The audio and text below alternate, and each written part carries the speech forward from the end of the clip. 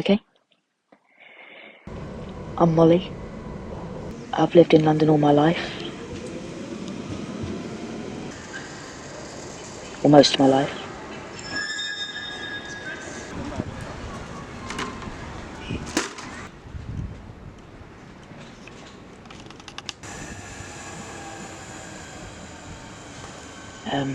When there's been times that I've not lived here, I've felt like I've stayed very connected to it. About 6 minutes past 8. 6 minutes past 8. Have a good day. Both literally and figuratively. I love London and I've always loved it.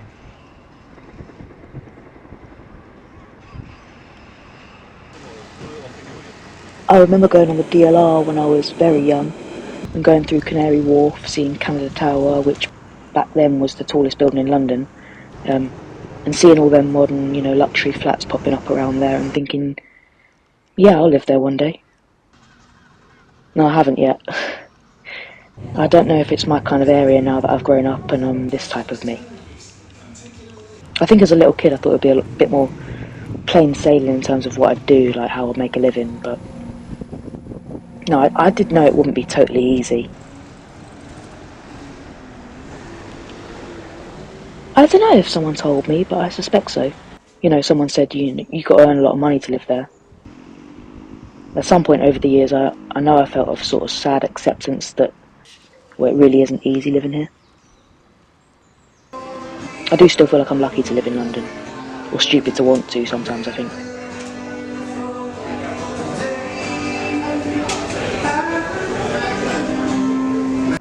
Not everywhere is as expensive as it is here. You could maybe get a lot more for your money somewhere else, but really, I think that depends on what type of more you're actually wanting.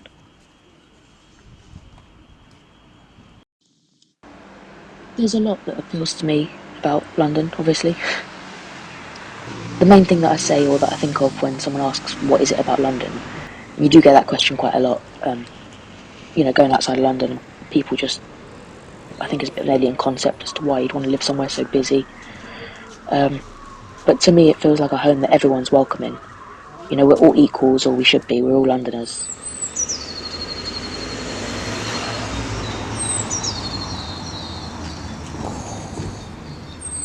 Just, mate, just. What makes a real Londoner? I don't know. In my mind it doesn't matter where you're born. Half the museums in London have things in them from other countries. I know that is a bit crass, but if we're trying to claim all that in the British Museum, I'm going to argue that anyone who wants to be a Londoner already has what it takes by wanting to. By being here.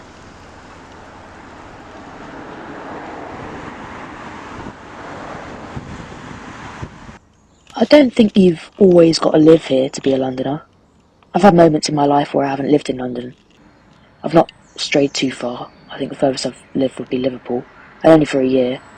And I came back to London most weekends.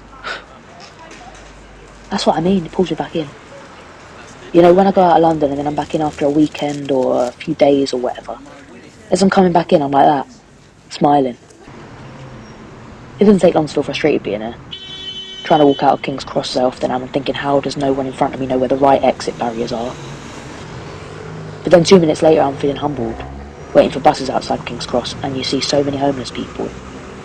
Puts things in perspective quite a lot, I think.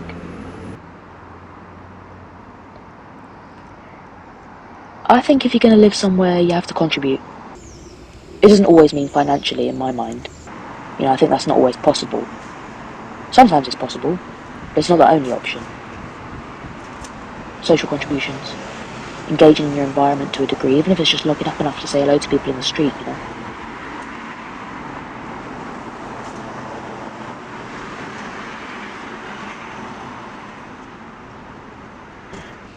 I sit out on the front step where I am, and this isn't me advertising or condoning smoking, but I might be sat there having a cigarette, or I might be walking the dog, up into the shops, whatever, but I say hello.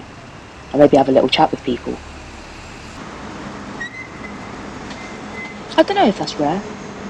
In some aspects I predict it is, not many people ever talk about London as being chatty, it's more the opposite, but where I live it is like that. Lots of people say hello to each other, they have a chat, people remember each other. I think that's nice. I'd like to hope that occurs everywhere, really. And, you know, maybe people that say it doesn't aren't looking for it in that way, I'd argue. Because, unfriendly isn't my go-to descriptive for London, or Londoners on the whole. I'm not silly. I'm not implying it's safe. I wouldn't want to leave anything even sat outside my house like a package, because that'll be gone. We've had the milk delivery nicked from the front steps before. That happens sometimes. We had our plant pots randomly smashed. I watched that one. But what can you do? You just got to be glad you're not sat there up there when it happens, you know? It still doesn't make me not want to live here. Shit happens, you pick your battles. I've experienced the rough side of London, yeah. I grew up partly in reasonably rural Essex though, and, well, I definitely witnessed that rough too. I witnessed a lot more racism outside of London. I don't think that matters much where you go. I think you go out and you talk to enough people, you can at least hear about something. You know, oh, someone I know had this happen to them or whatever. I have been attacked in London. It was semi-random, wrong place, wrong time, if you follow that type of logic. Considering it wasn't that far from my own home. It was walking distance, yeah.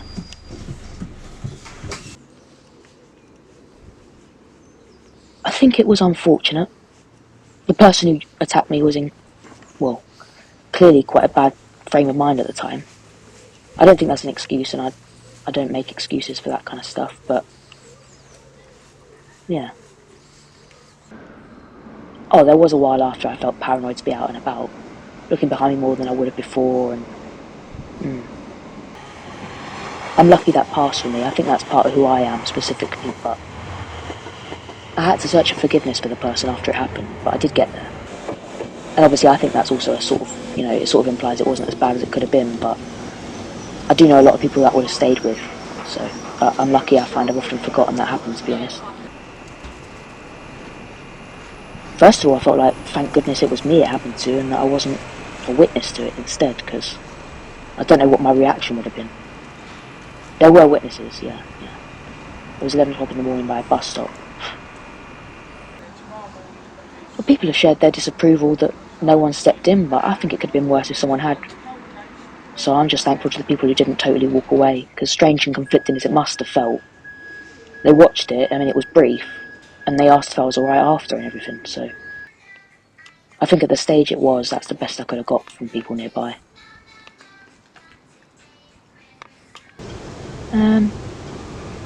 I got to a sort of level of forgiveness for the person after maybe a few weeks. I was on the bus going through exactly where it had happened, and I hadn't actually seen the attacker's face when it happened, I should say. So they had a crash helmet and a mask on, so I was on this bus a few weeks later, and I felt a bit, I don't know, like emotional or something as I'm going past, but I turned, and there's this guy on the bus who was sat looking at me, and as we caught eyes, he smiled, and I smiled back, and I sort of thought, I don't know who it was that attacked me, right? Could as well be that bloke smiling, but I'm not going to not smile back at anyone again in case it could be them. I do think that's a bit of a specific way I think, and without a doubt I'll say again, I'm lucky it wasn't worse than it was, because maybe I wouldn't find forgiveness so easy. And same again if it hadn't been me, if it was a mate of mine or something, I'd not have adjusted my thoughts so compassionately, I don't think.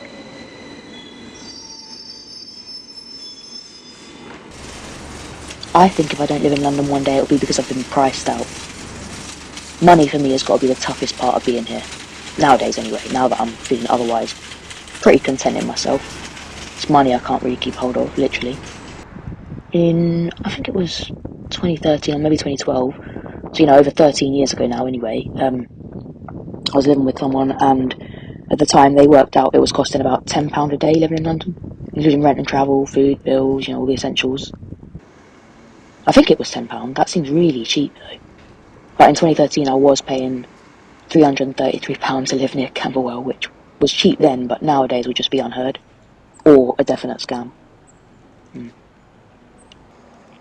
Or I don't want to try and work out how much it costs to live in now per day. £10. Some people spend more than that just getting to work, never mind getting home. I've had a lot of different jobs working in London.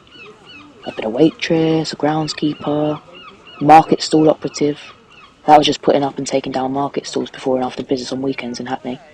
I was getting up at like 4:30, 5 a.m. in the summer.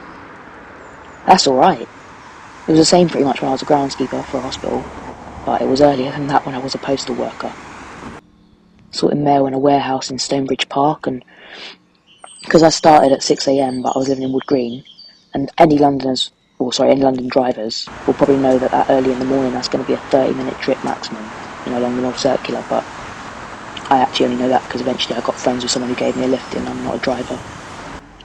Before that I was having to get up at about 3:30 a.m, something like that, to get a night bus from Wood Green to Trafalgar Square. That was the N29. And then get on another bus, or maybe a couple of buses it was, going out to where it was in Stonebridge Park. And the other people who go in on the bus, they'd laugh at me because I couldn't keep myself awake on the way there. But they were all used to it, so... I was only contracted about a month, so I did not get used to it.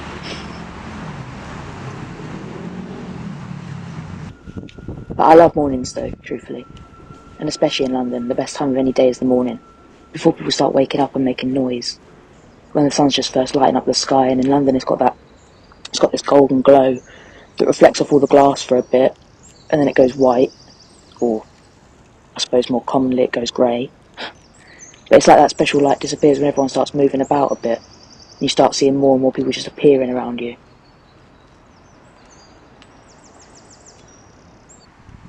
I think London has a lot of those moments where it's like you have to be there to fully experience the wow factor. Yeah, I suppose otherwise it is often quite a grumpy morning attitude I felt coming from people, when they're tired, along with everyone else, they're trying to get to work or wherever they're going. And that's not actually something I've noticed change since COVID either. People say there's more hybrid working, so people get days at home, more than they used to, but I think there's just so many people in London, whether it's living here, travelling through, working, whatever it's doing, doesn't really get less busy on Fridays or something. Though I have noticed Thursday evening used to be a bigger thing than it was before. More people lingering in town for a drink or whatever. But yeah, morning time is the best. I'd say from about 4:30 a.m. until 7 a.m. That's my favourite time of day anywhere, but especially in London. I think if you take those moments into consideration, yeah, there's definitely beauty in every day here. Even if it's raining, and it is often raining.